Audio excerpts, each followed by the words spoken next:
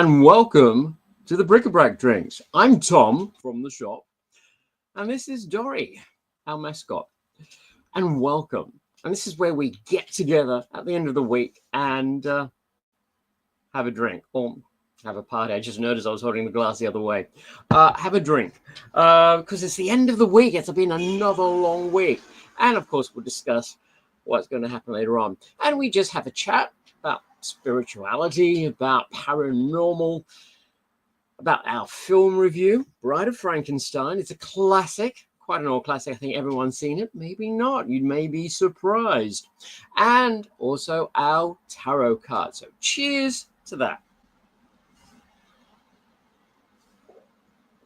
What are you drinking? I am drinking orange juice. Very healthy. Bit of a natural buzz.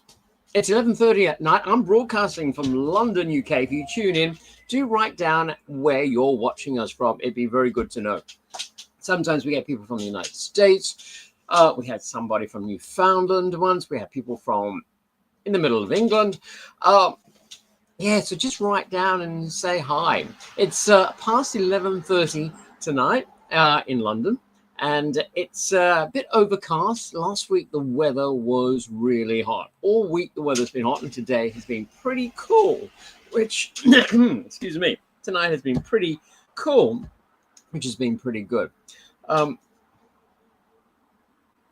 Talk about the sun. I just saw this tarot card.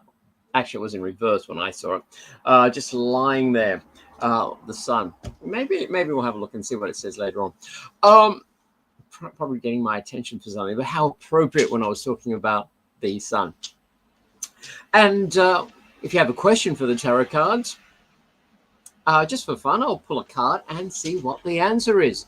And even if you're watching this on replay later on, if you found this video and you've stayed to watch the card pulling, it's obviously for a reason. It may have your answer. So do bear that in mind. Okay. How's your week been? Mine has been really, really, really busy. Sometimes so busy, I think I wasn't even thinking properly. I'm just thinking about the week and the things you say and do to people that creates a little different domino effect, so to speak. And sometimes you do it in haste and you regret it in a way, or you don't realize what you've done. And then it's all perception as well, because one thing you can say, and this is why people, when they text messages, there's no body language or anything like that, or tonality, like when people talk. And sometimes it can be misinterpreted. And it just feels like maybe I did something like that as well. And you can tell, because sometimes you don't feel so good about it. You think, oh my God, I've done something wrong. And then it starts eating inside you. That's a very bad sign, because you may have done something wrong. Maybe you should be justified in what you did, even though the consequence might be wrong. And then again, it's all perception as well, because you may be thinking that it was wrong, and it could be just another thing on the other side. Maybe the person didn't get the message. Maybe the person hasn't been able to reply to the message. Who knows?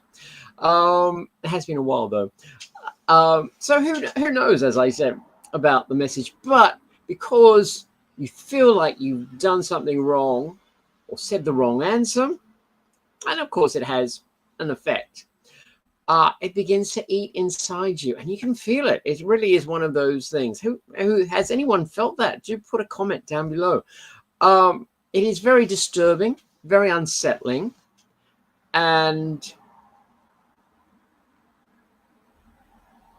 yeah, very many things going on in your mind, and you start having the subconscious talk in your head that, oh, I shouldn't have done that, or I should have done this instead, and it begins to eat into you, and it's really not healthy as well, because you can feel it actually interacting with your body.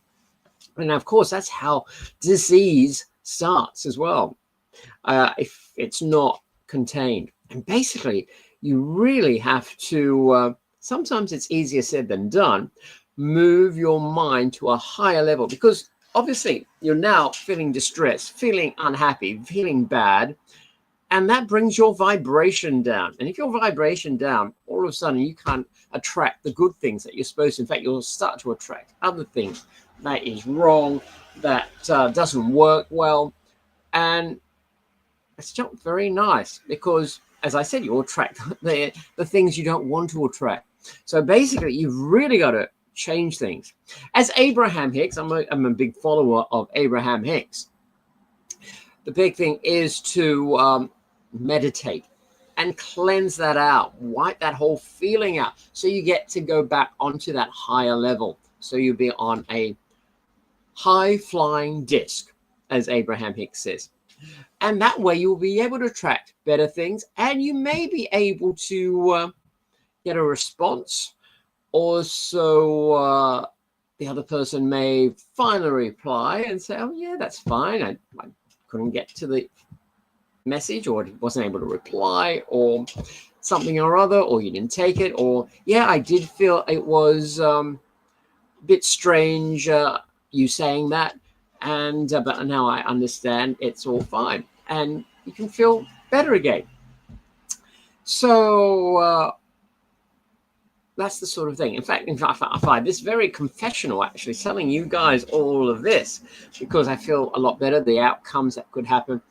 And you've just got to make peace with it. That, all right, you've said the wrong thing. And apologize. And you have to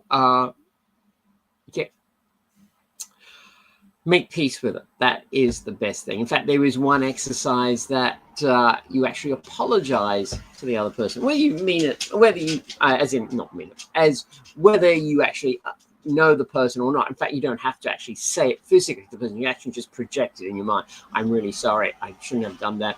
I forgive you. You forgive me. And basically you get that whole thing and discard it, so to speak, because it's done. You've made peace and you've thrown it away. You can move on and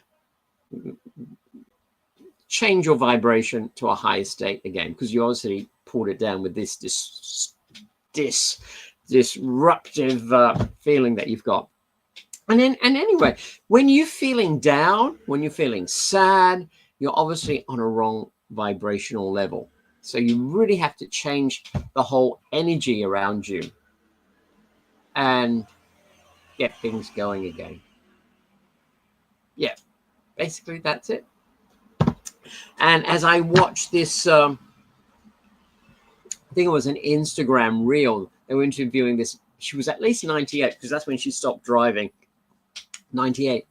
And so she was quite mature, this lady, and she was saying you have to love your disease or illness, and they will render harmless. So acknowledge what you've got and say, yeah, that's it, I've got it, and I'll fight it, and it's fine. Some people, obviously, when they've been told that they're ill or have a serious illness, they get really, I've got to fight this, I've got to try everything, and sometimes it just makes things worse. So just accept it and love it, and it creates a different sort of harmony, especially inside your body, and you'll be surprised, sometimes it will just disappear. Actually, I've done that sometimes when you've had a cold and oh my god, light my equipment's sort of like falling apart here. I've noticed that I've noticed that if you're ill and you think, I've been ill for 5 days, this is never going to go away. And you've just said that. And you go on with your business without thinking about the cold, the disease that you have. And the next day, I tell you what, all of a sudden I'm feeling better. So sometimes you've got to acknowledge what the problem is. Accept it, love it, and it will dissipate and go away. Just like, as I said, my mistake, I may have said the wrong thing. I've just got to accept it. I've done it. I've said the wrong thing. I'm sorry. To the camera, I'm sorry. And yeah, let it dissipate. And hopefully I'm going to get on a different vibration. and create a better thing. Like I will get a reply that understanding, or I'll be able to explain why I said what I did. So there you go. And it's another thing that crossed my mind, that some people do like to feel bad. They like to play the victim, and they do feel like there is a chance to get out of it. They can go out and meet some other people that will distract, and they won't. They'll stay at home and wallow in the negativity. And that's another interesting thing as well. And I'm a victim of that, or a player of that, if you want to put it. And yeah, so I'm going to do exactly that. I'm going to try and my primitive lighting system here is falling apart. So I'm just going to do that. I am going to move to a high vibration, and then put out better thoughts that it will be resolved, and I will hear from the other person, and everything will be okay, and I will feel fine, and so will the other person, because it's all been cleared up. So there we go. And all my other scenarios of mishaps and doom will dissipate, and I won't have to even think about going there. So there we are, and everyone is going to be happy. So totally different thing of what I was going to talk about, but it just came out, and there you have it. Putting on the spot as well. Little confession. And then it all could be because of Neptune retrograde, which has just gone in. How were you feeling yesterday? I was feeling dreadful yesterday, especially emotionally, mainly because of what was going on. But I tell you what, the whole day with everything else, I was at an engagement yesterday evening, and everything's going wrong. And also, I felt really bad as well. It had no energy. And I think it was Neptune retrograde. It's gone into Aries. October 22nd, it will go into Pisces, and that's not too bad, because it will be very much like what you were doing in March this year. That will be the same energy. And when a planet is in retrograde, it is a time to reflect, think about things. And Neptune is a planet of illusion and mystery. And so it will take the veil off things. So you will see things for what they really are at the moment, which is very interesting with all this situation going on. So hopefully I will see things as they are, and they are really good. I'm putting it out there. And yeah, and I'm just worrying for nothing, being silly. So that's what I'm hoping for anyway.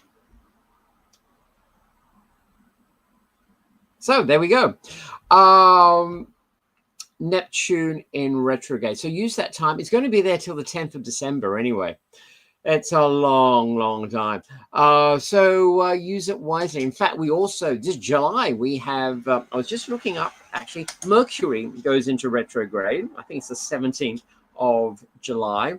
And also, I hate it when the screen freezes.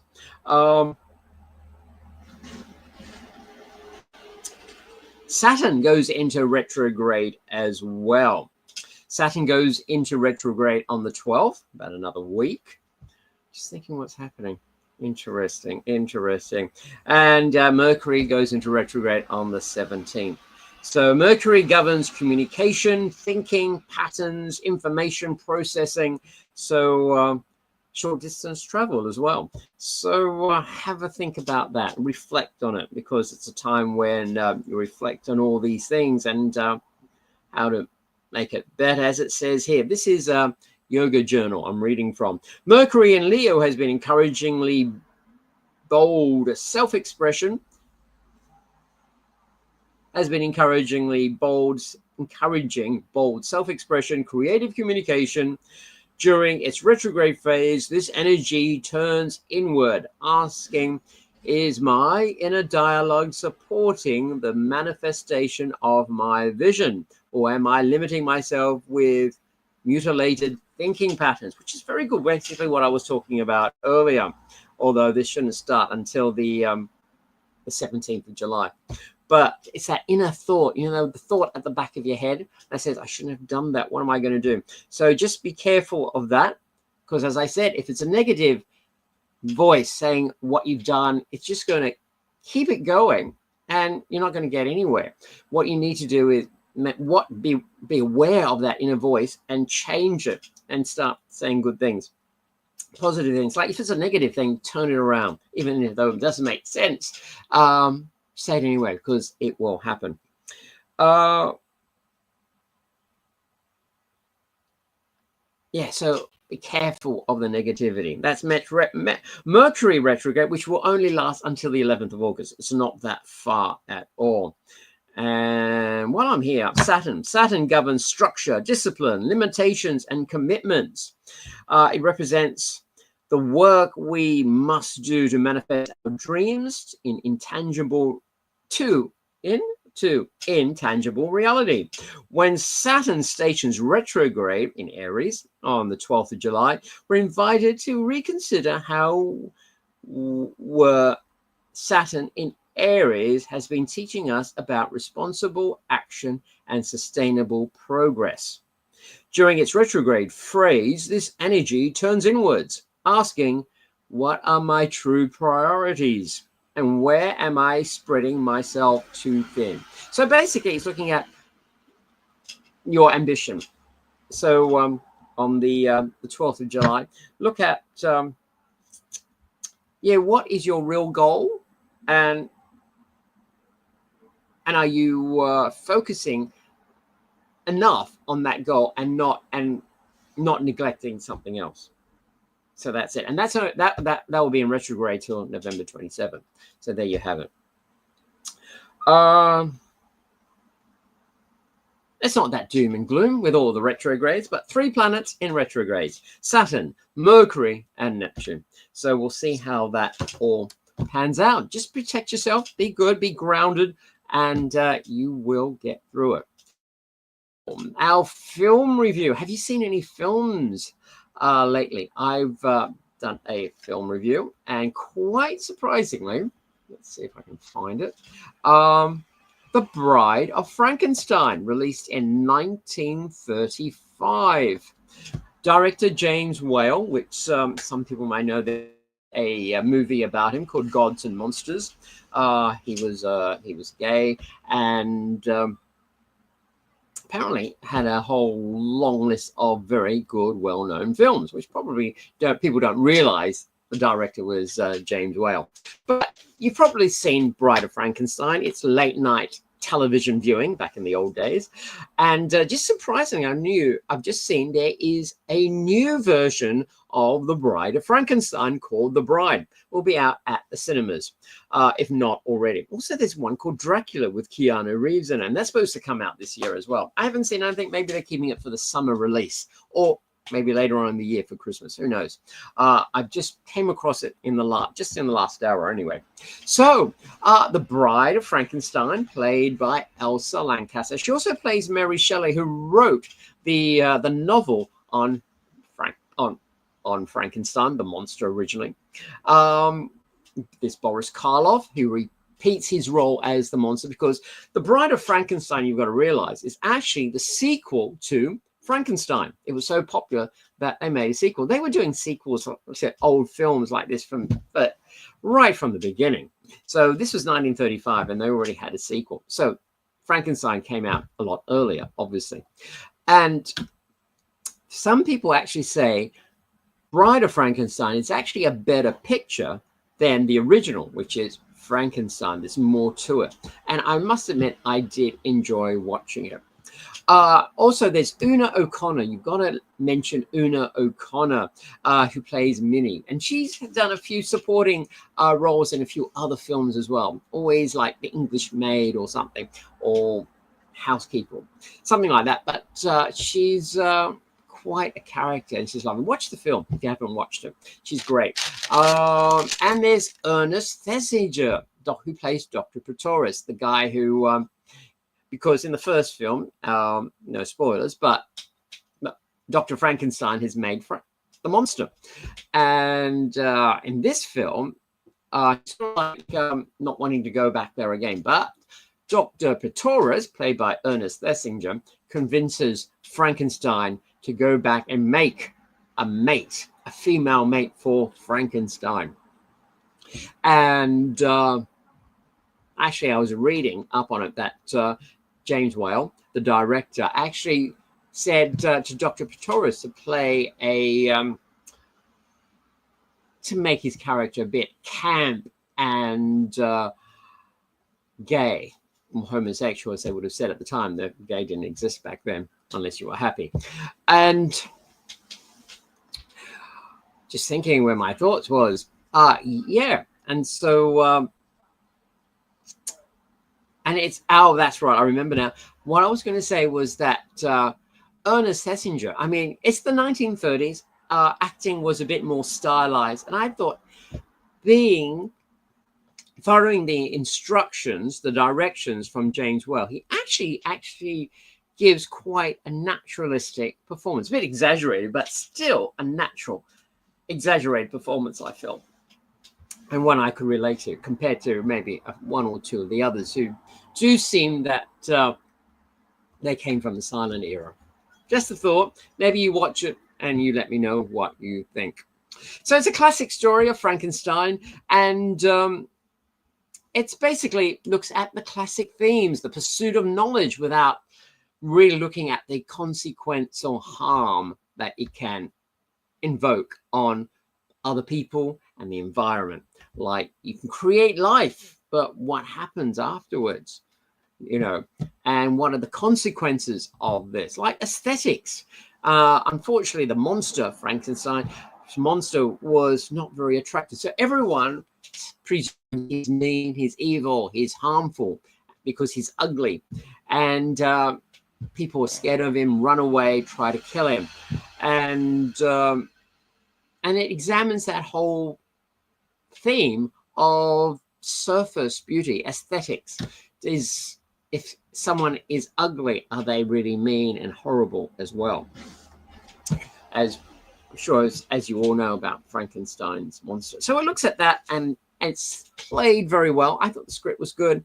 It is a bit dated, but then you can tell what was shot in the studios and things like that. But I personally love that sort of scene, that sort of look as well. It's a good film. I gave it a 9 out of 10. I thought I actually gave it less, but I gave it a 9 out of 10, which was good. I was actually thought I gave it 8, but I gave it a 9 out of 10. It is a good film. I enjoyed it. Everyone should watch it. It should be in your repertoire of watched movies. And of course, I always compare it to Rotten Tomatoes, which is a website that reviews films and gets their audience to review as well. And they gave one of the highest scores that I've seen for a film, and that was 98%. So there you go. You should go and watch it. And their audience gave it 87%. So maybe a little bit different, but I think audience is always a bit harder than trained critics, although it can be the other way sometimes. But give it a go. Have a watch. I'm sure you can find it somewhere. I found it on the Internet Archives. I think it's archives.org for free. So if you want, watch it there. And if you, I haven't got the copyright to play the trailer, but the link is down below. If you want to watch the trailer, look in the description, click the button, and play the trailer. Also, if you want, actually click the button below so we have a like. And if you haven't subscribed as yet, please subscribe and press the bell. I know I say it every week. I'm going to get videos up and going. It may be this week. We'll see what happens. Yeah. And have you got a question for the cards? That is, do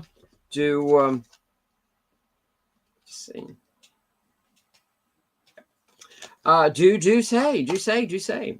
I am going to shuffle the cards.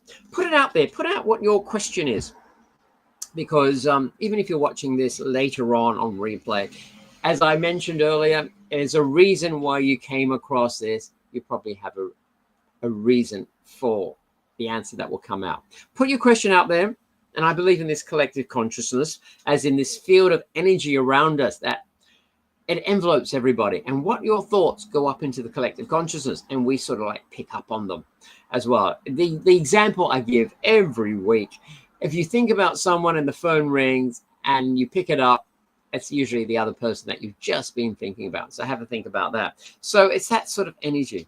So this is the answer for someone who's put their question out there. So I'm going to shuffle. Hopefully one card will drop out, or maybe 2 or 3. I don't want more than 3. And we'll give a interpretation of the card, and maybe how, and you'll have to, because you didn't write it in the comments, I don't know what the question is. You'll have to decipher and see how it makes sense as well. And a lot of these answers are by interpretation as well. So let's shuffle and see what card drops out. Oh, here we go. And the lucky card is, wow, is the 10 of Cups reverse. It's quite a good card, that one, actually. So let's see what the answer is. These are training cards, by the way, because they've got little words at the bottom. So to jog you along, but we'll ask Elliot. I'll tell you about Elliot in a minute.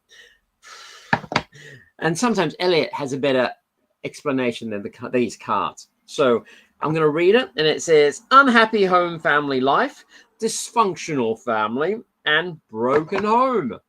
What was your question? But we were not going to let you put you off by that. Let's see what Elliot says. Elliot is a tarot card reader on YouTube, and he gives little succinct video clips on each card, and they're very easy to watch and listen as well. So 10 of Cups reverse. Let's see what he has to say. And you'll agree with me, he usually comes up with a totally different explanation. Okay. Turned up the volume. Let's see if this works. Up where they step. Hum the lowest note you can. Oh my God. Let out a cheerful woo. Advertisements. Let's have a look. I am Dr. Elliot Adam with today's card of the day, which is the 10 of Cups reverse. Now, upright, this is a card of blessings and gratitude, and really seeing everything in your life that you should be grateful for. When this card comes up reverse, the rainbow that was once in the sky on the card is now on the foundation. And this is an indication for the importance of color in your life and how it affects your mood. Different colors affect our mind and our emotions in different ways. And sometimes the card just calls your attention to something you're wearing too much of lately, or even to a color that you're more attracted to right now, and it's asking you to incorporate that into your life, into your wardrobe, or into your environment. Whenever this card is coming up, it's also telling you to step out of the house and see colors that are in your life. Really look at the beauty of sunlight as it reflects off of different surfaces, and really absorb colors to elevate your mood. To read a lot more about this card or to schedule a session with me, visit ElliotOracle.com. Well, there you go. Put some color in your life. I don't know what the question. You want to make $1 million? I got you. God, yeah. If you just focus for the next All these 30 advertisements. minutes, we'll give you a simple 3-step blueprint. Oh my to God. make $1 Okay, million stop. from scratch. Good. How to make $1 million from scratch. Lovely. So there you go. 10 of Cups reverse. I don't know what the question was, so I can't help you. But as he said, it's probably something, don't get stagnant. Get out there. Have a bit of color, as in add something to your life. Change the monotony. That's what I'm feeling. Yeah, and go out. Change the vibration. Maybe that's what I have to do. Change my vibration as well. Definitely.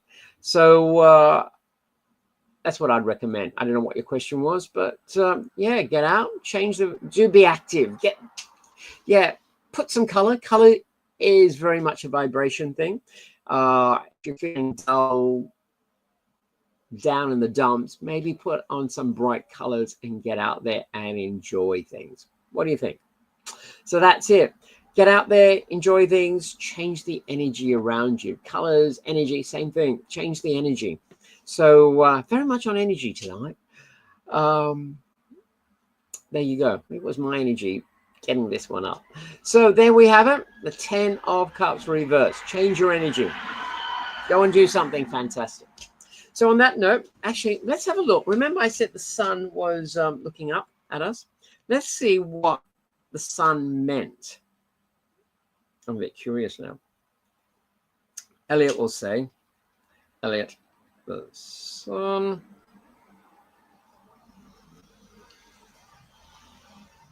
I did say it was upright, wasn't I? When it came up, or was it reverse? Yeah, it was reverse, wasn't it? I think it was reverse. I don't know what that's going to mean. Let's have a look.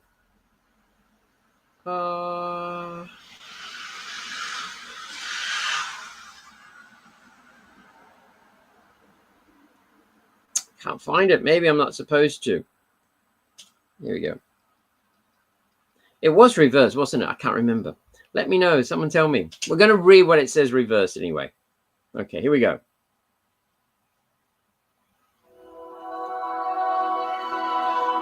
Hi, I'm Dr. Elliot Adam with today's card of the day, which is the sun reversed. Now, upright or reversed, for me, the sun is the best card on the deck. And whenever it appears in a reading, it indicates that the light is returning and that there's just a general sense of joy. You can see the child who's riding the horse on the card, and his body position is open. It's as if he's opening himself to life and light. And you see all the sunflowers, which turn their face toward the light in the background. And this is just indicating that there's a release of feeling like you need to be in control of every little detail. And instead, you can just sit back and enjoy the ride. And you can also see the horse in the foreground of the card as well. And horses represent magical assistance. It indicates that you don't have to stress out or worry about every detail and how things are going to work out, because the right person and the right situation is going to come along to carry you to your goal when it's needed. To read a lot more about this card or to schedule a session with me, visit elliotoracle.com. Well, that was pretty good. And that was, maybe it was for me. There we go. Coming to carry me away. Okay. Yeah, so that was really quite nice. The sun reversed. Again, that the ambulance just distracted me. I can't think now. It was quite good that basically everything will work itself out. So there we have it. What are your plans for next week? Mine is just getting a bit more steady, a bit more free time to do what I have to do, and I'm getting there. Put some goals out there. Put some goals. I was going to say something else. Put some goals out there and let it happen. I'm working on one, paying my bills off. I got some money coming in. I can't wait. And that will go and help the tax man and a few bankers. And hopefully there'll be something left over for me as well. Okay.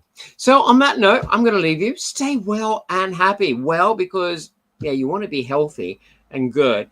And happy because it's a nice state to be in. And also, if you're happy, your vibration is on a high level and you can attract more things. There we are. So on that note, I'm going to leave you. Cheers, by the way. On that note, stay well and happy and manifest something. Oh, Dory, you're all right there. I think Dory was falling asleep. I'm going to sign out. So stay well and happy and manifest something for next week. And we'll see you then. Bye.